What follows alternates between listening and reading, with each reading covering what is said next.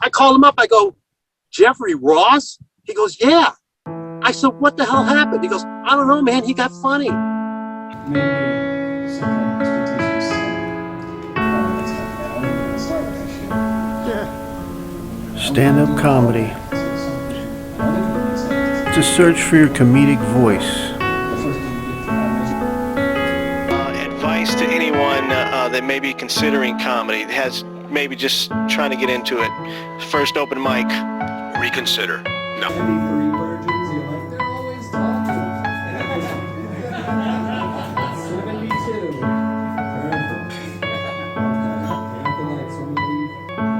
It's not the light. Keep going.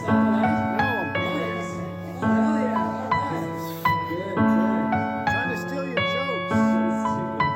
Continue. How do you find that voice? No.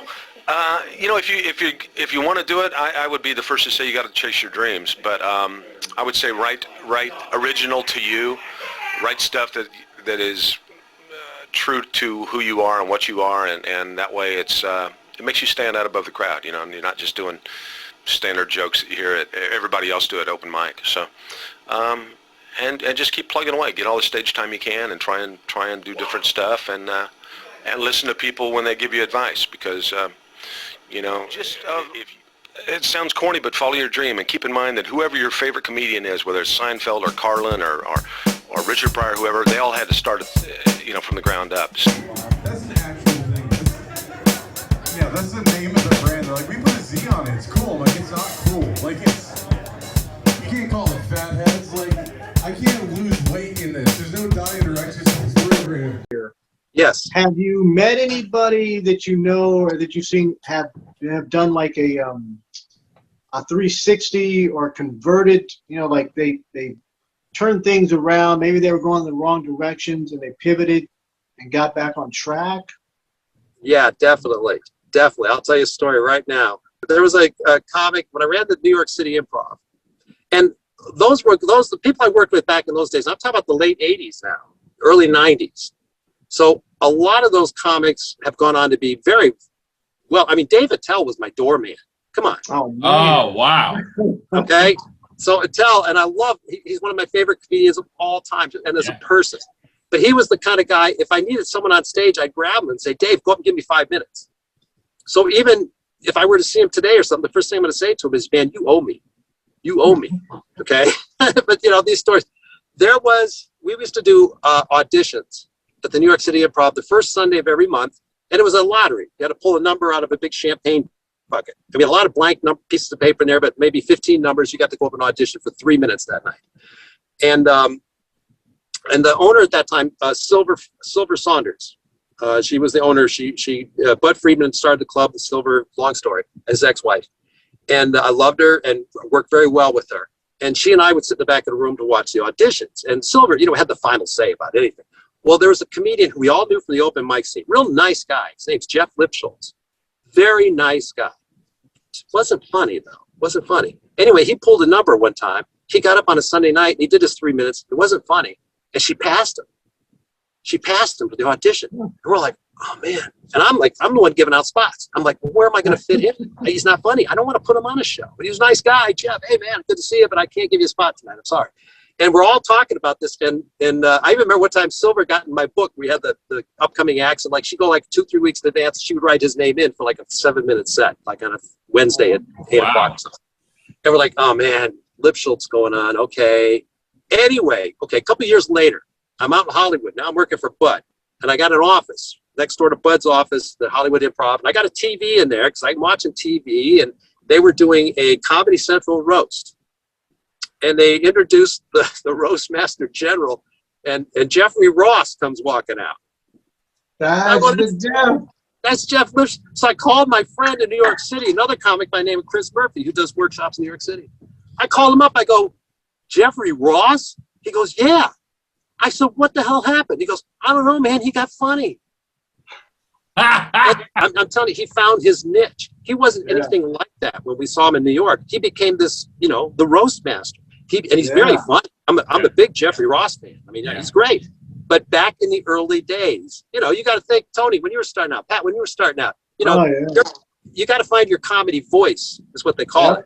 And it could take years to find that, who you are. Are there other styles of comedy that you attempted before you settled into your voice? Yeah, you know, the first one was one hand in the pocket and kind of mellow, kind of like talk it out, explain everything from the beginning. Isn't it weird that Casey Kasem does more commercials than he does music? Hi, I'm Casey Kasem. Before we play, you know, this next song, here's a bunch of fucking commercials. You know, So it's more like narrating. narrating, set up, and I look at it, I had a ponytail. I was, hi, set up. Hi, my name is, I had this joke called Damien. Hi, my name is Damien. And my real name is, Damien. My middle name is Malachi. Imagine my first day in school. Hi, my name is Damien, and I'm 6 years old. And then I'm going to the next boys, and then to the next, you know, so. Yeah, so, you know, it was, but back then when I was working for Laughs Comedy Club, you needed like a good 15 minutes to get booked. So Yeah. really working on pacing. Keep writing, keep writing. You have to keep writing and go to different rooms, see different people. Heck, I'm in a pub, man. I'm in an Irish pub. Oh, this is a good one. I hope I don't fuck it up. You guys heard about reading and writing? Oh, you fucked that one up. Gotta check with the audience. You guys heard about this? Like most of the entertainment industry, stand-up comedy relies on relationships. He's not very big, but he was he cornered me one time. I was just like 2 years in. He was drunk and he put his finger in my face. He goes, "You know what? You're not a comedian. You're not a comedian. You're an owner's son. Know your role." Like that kind of shit. Oh, jeez. Like so many, like just dumb bullying, you know. Like, and it's cool because I made it. But you know what's funny right now? Now those comments, like Bruce, he asked me for spots. Oh, wow. Yeah. Karma. So it's all full circle. Like you always have to be nice to everybody, dude. Like a lot of people just have such big egos and are assholes. And I feel like in this business, it's such a small world that you're gonna run into them again, you know? So be nice to everybody. David Spade, who's also from Arizona. George Lopez, a good friend of mine. Some of the blue collar guys. I'd say Spade and Lopez are my best two famous friends. And tell me the story of how, like, I mean, George Lopez kind of took you under his wing. Yeah, George was very cool to me, and that is not George Lopez, by the way. George, years ago, we worked together at some clubs, and he was very cool, and he said, "Hey, I'm gonna try and help you get some work," and he did. And then he got me my first TV show. He went into the producers of Comic Strip Live on Fox, which was really hot back in the 80s. And told them, they've been begging him to do another set. And he said, "I'll tell you what, I'll do another one of your episodes if you bring my buddy Mark Cordes on." And they did, and they said, "Bring a tape," and didn't even look at it. They just said, "If you're good enough for George, you're good enough for us." And that was my first break. That was my first big TV gig. I made $850 for the deal, but I had to join AFTRA to do TV, and that was $847 or something like that. So I got a $2 check hanging on my wall at home. Not everyone is seeking a career in comedy, so it's no longer limited to the dysfunctional. In 1982, I finished my PhD at Yale that year, and so I've pretty much been at Iowa State ever since I finished my PhD. So we're in about, I think this will be our 11th edition of Comedy College this spring. It's an honors class. We call it Comedy College, and I'm actually the teaching assistant. So it's taught by Gavin Jerome, who was a touring comedian for 15 years. He now does more corporate and television stuff. And, you know, some of our alumni are physicians. One of them is in a PhD program in aerospace at MIT. Wow. They're really, really bright people, but they want a chance to get in front of an audience. And I will tell you, we had one student who, her father said, "If you can get my daughter to do 10 minutes of stand-up, I want you to come and teach my engineers how to make presentations." And he ended up hiring Gavin to go down to Kansas City to talk to their professional staff on how you make good, entertaining, but effective presentations to clients. Of course, you don't have to go to college to get into comedy. You just have to be funny. And here's a good start. I think for me especially, keep everything simple. Like that's a main thing for me. Right. Keep it simple, stupid. Right. Exactly. That's the only thing I remember from my 8th grade business class was KISS. Mr. Blazewitz. See, it's crazy.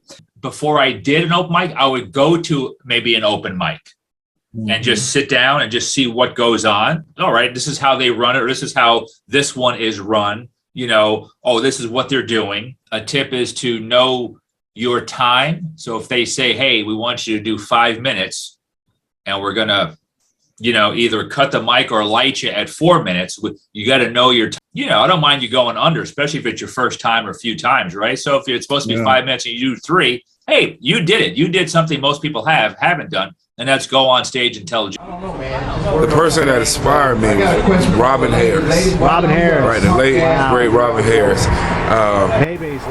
Another factor in stand-up comedy is inspiration. Comedy tapes, and a friend of mine gave it to me, and I took it from that friend and went home and let my mom listen to it, and my mom cried laughing, and I looked at that and I was like, wow, I really want to make my mom laugh like that all the time. So I started doing comedy. What got you inspired? Your acting or comedy like inspirations, like growing up, or like when you before you even thought about doing it, did you have acting or comedy in mind when you were much younger and area attorney? Yes, sir.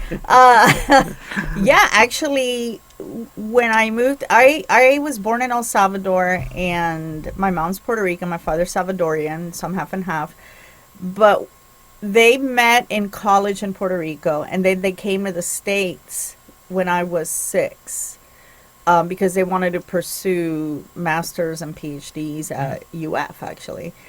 And as a young couple with 2 kids, because I have a younger brother, going to college, and then English not being their first language, it was difficult for them. It was difficult. It was a challenge. I'm sure they were constantly stressed. I don't know how they did it. Yeah. But one of the things that they always did every week there was a couple of shows that were staples in that household. Carol Burnett was one of them. The Andy Griffith Show. Those are the 2 that I remember most.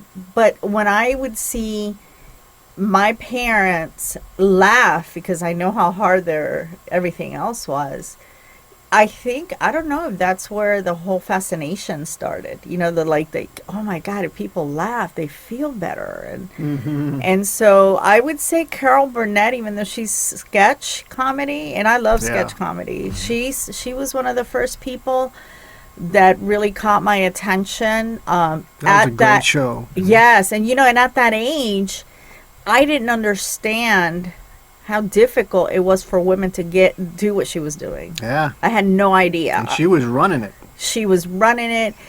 I Love Lucy. Lucille Ball was another one that was, wow.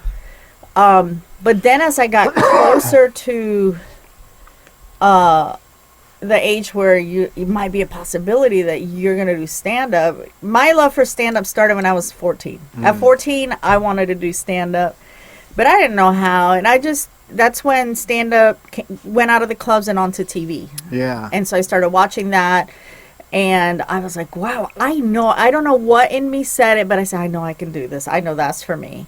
Of course, my parents said, you're crazy. No. And as I got older, John Leguizamo, believe it or not, definitely caught my attention. I saw One Man Show, and I know that that's not stand-up, but listening to his stories, he was half Puerto Rican and half Colombian, and all these characters he created. I'm like, oh, so there's room for that? It's a tight little spot. But he really inspired me to actually do it. Because I thought, if he's telling those stories and I'm enjoying the heck out of those stories, I want to do the same, because I got stories. And now he's wearing your shirt. And now he's wearing my shirt. And where do you find your voice? On stage. Most of them are going to be small stages, one-nighters, weekend rooms, guest spots, open mics, and they're going to run from coast to coast, from Florida all the way to Alaska.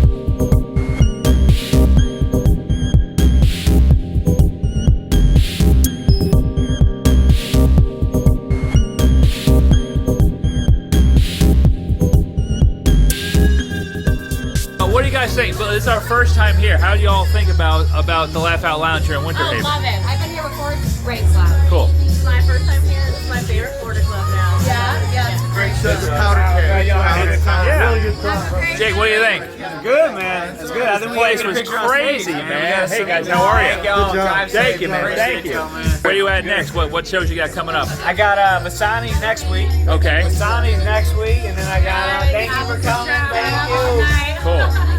And then Snappers. And it's Laughing and Snappers. Perfect. Yeah, come see me. What shows you got coming up? You got anything coming up? Chattanooga is Okay. coming up. We'll catch you at. My next show's coming up. I'm going to be, they have a few in Pensacola, and then I'm going to be in Gonzales, Louisiana twice this month. Take it out right here with Norm McDonald's. Look at this.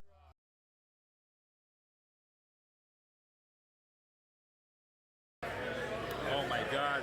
Thank you so much for coming out. Where are you going to be at soon? You going to be doing anything? No. Fine, what's your next show at? August 11th. Where are you going to be at? We're Spitfire on Thursday. This coming Thursday? Fantastic. I love it. How about you, Mark? Hey, I'm going to be at July 31st. That's the last Sunday of the month at Ordinance 1, right here on Main Street. Newport Richie, baby. Okay. I like that shirt right there, Scott Murdoch. You know, even like, and you know, even like now when I talk to them about writing comedy, because right now on HBO, Judd Apatow has that George Carlin two-parter, In the Mind or whatever of George Carlin. I don't know if you're familiar with that, if you've seen that. Yeah. No. I watched just the first part. It's tremendous. Well, it's you know, all the comedians are talking about it. Well, I worked with Carlin. I worked with him in New York and Hollywood. And then even when I came back here to Cleveland, I got together with him. And when I was writing my second book, which is called Comedy FAQs and Answers, because I had really comedians from literally around the world. I mean, Australia, India, Pakistan, I mean, Russia. I had people sending me questions, you know, about the comedy industry. So that's how the second book developed. I took the questions that were actually sent to me. I answered them the best I could, but I also contacted working comics, people I respected, to get their answers. And I had one sent in to me, says, is it better to work clean or dirty as a comedian? I thought, well, who better to ask that than George Carlin? So I called him. I had his number. And I said, George, he goes, oh, this is great. Call me back tomorrow. 11 o'clock. We'll talk all about this. So I called his office and he gave me an answer for that. But then he went off into how he writes comedy. Wow. The George Carlin, how to write comedy technique. And it's no secret. I mean, I know he's told a lot of other comics. The thing about George Carlin, I just kind of share what he told me to help someone if they're in like a writer's block or anything like that. Here's what Carlin did. Okay. But Carlin, when I talked to him, you know, I mean, the guy's a legend. You know, you can't put him in a box. You can't say he says this, he says that. But from my interactions with him and talking, you know, he never considered himself to be a dirty act. You know, he said the 7 words you can't say on television, but he was making fun of the language. He was not, you know, graphically saying, you know, this is how you do this or whatever kind of stuff. He was talking about language. But he did tell me that a lot of times he used language to make sure he had the audience's attention. And I don't know the language you have on here, but I'll give you the example. The example he gave me on the phone was he's doing a bit, he's talking this and that. If he thinks the audience is nodding off, if he thinks they're not paying attention, he's going to drop a word in there like, and the word he used was pussy fart. That's the word he used when I talked to him. He'll say a word like that. He said it's like their heads have all hit a speed bump. Yeah. He said it'll be like both. All of a sudden they're paying attention again because they want to hear what he's going to say next. Yeah, that's a great technique. That's great. That's perfect. Yeah. But I mean, that's really, literally, that's exactly what he told me. And but he was, of course, freedom of speech. I'm the same way. Yeah. I mean, you have to be in this business. You don't have to be. I mean, I've worked with Christian comedians. I've worked with XXX comedians. It doesn't bother me either way. But you have to find your own. People that hang out with me long enough, they will hear me say this more than once. Your network will determine your net worth. That's true. That's a. Can you say that? Can you say that one more time for everyone? Your network will determine your net worth. It's, so many times people are like, I want to make it big. I want to make it big in the comedy business or whatever. Then expand your network. It's funny because I talk to a lot of young comics that they're like, I don't know if I should go to these festivals, or I don't know, if it's worth the investment of going. And I'm like, if you're going to win a contest, then don't do it. Because winning a contest won't do you squat. But if you're going to a festival, or if you're entering a contest because it's going to give you an opportunity to network with other comics and meet other people, go and network and get to know people, build your circle of influence, and it will pay off in the long run.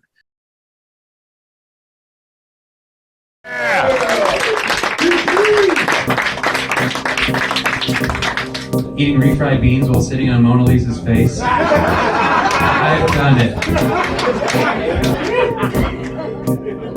I don't know why I chose to end on that, but I did. As being my name is Ben.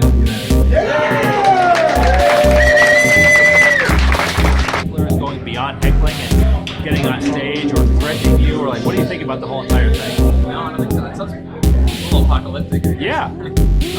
Sex, it's a different type of lifestyle now. Having sex at 51, I'm out of shape. It's weird now. My friend said, you practice safe sex? I said, yeah, wear my mom's life alert, just in case.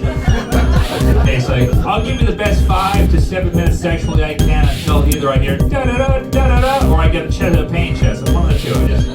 I just want to do that really funny. And how long have you been doing stand-up comedy? I gotta say, like, probably over 2 years. Okay. Long enough that I should be better. So, like, you tour around Alaska, or what kind of stuff do you do here in the Alaska, state of Alaska? Pardon? Do you tour around the whole state doing shows? Only a couple times have I. These guys behind you actually do a lot of touring. These are the pros behind you. They'll take some stragglers sometimes. That's cool. And real quick, what's funny in Alaska? Like, what kind of funny stories? Anything that you have, like comedy wise, on stage, shooting down hecklers? Like, what's the big scene here in Alaska when it comes to comedy? Like, what do you think is funny? I mean, that's hard to say because it's a living environment, like you said. Like every day is different, every crowd's different. So what hits for one crowd, I'd say there's a lot of life experience in the crowds here, in the audiences. So you can really say some weird stuff and people kind of get it more. When do you find your voice? Well, I say the average is about 10 years of working on stage, and you usually find your voice, but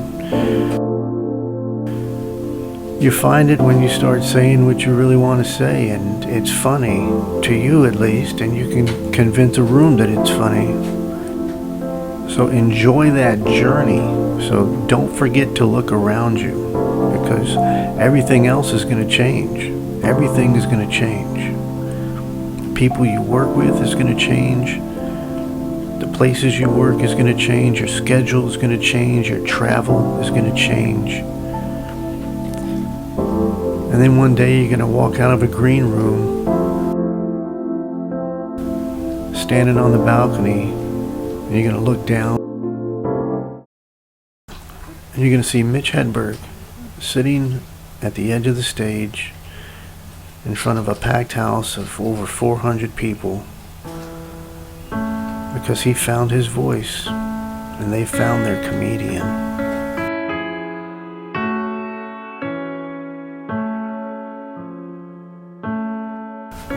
But what do you do until then?